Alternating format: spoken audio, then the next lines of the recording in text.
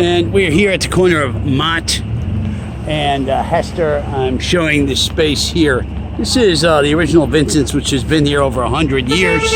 The family is going to be net leasing the ground floor. The footprint on the commercial space extends 25 by 100,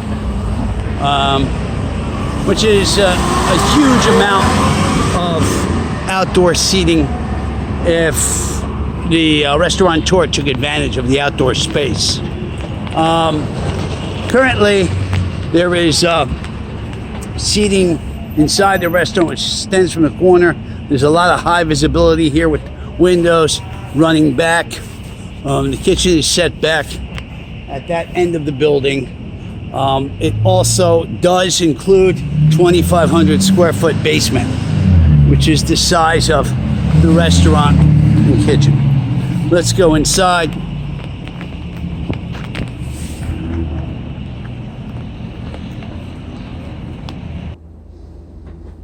Okay, we enter inside this area here, which is a reception area, or previously was a bar. It still is a bar, but not used as a sit-down bar. It's used as a service bar now by the family.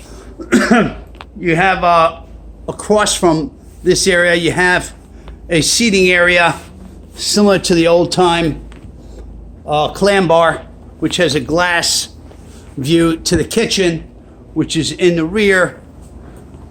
The kitchen has 18 burners, 3 ovens, 2 upper salamander broilers here, steam table, lowboy refrigeration, deep fryers, another window going through to the prep area, Hobart L-shaped dishwasher, pot washing area. We come to the prep area. You have a full-size ice machine, more lowboy refrigeration, a second, actually a third exit out of the space here. Yeah, this is generally a prep area. And then we have one part of the basement, which you enter from this side, where the employees change. Extends about 200 square feet, about that, maybe a little more. And it contains a slop sink, grease trap, and a changing room for the employees.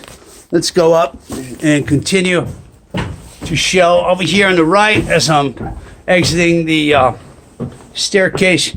You have all the compressors for the refrigeration here. As we move forward through the space, if I go back here, we have 3 refrigerators for wine and beer.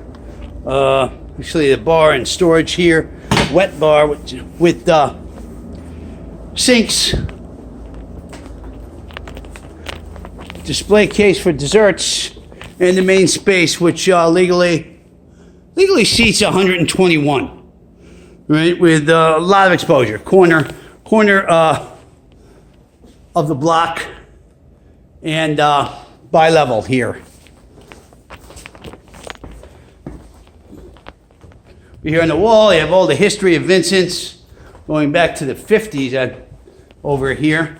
In the dining room here, you do have a wet station here for storage and so on.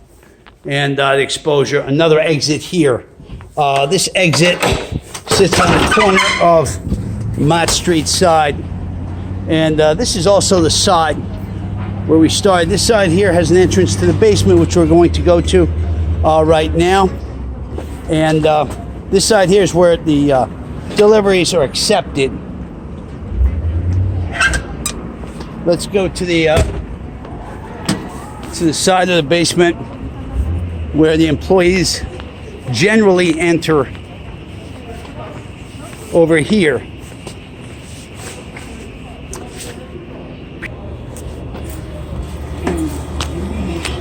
This is an exterior entrance to this basement, but there is an internal entrance from the dining room upstairs, which I'm going to end, where I'm going to end the video and show you. There's a staircase here. This door goes to a staircase which leads to the dining room in between the ladies and men's room. Currently it's locked. It is being used as a liquor room for the storage of all the alcohol for the restaurant. We'll continue to show you that. This area here has more compressors, dry storage, canned goods, and we come to the restaurant walk-in refrigeration area and reception for the deliveries. More sinks for prep down here.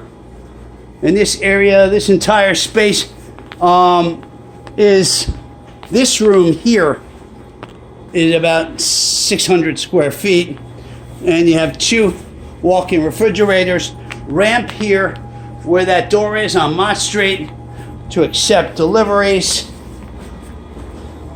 another slop sink,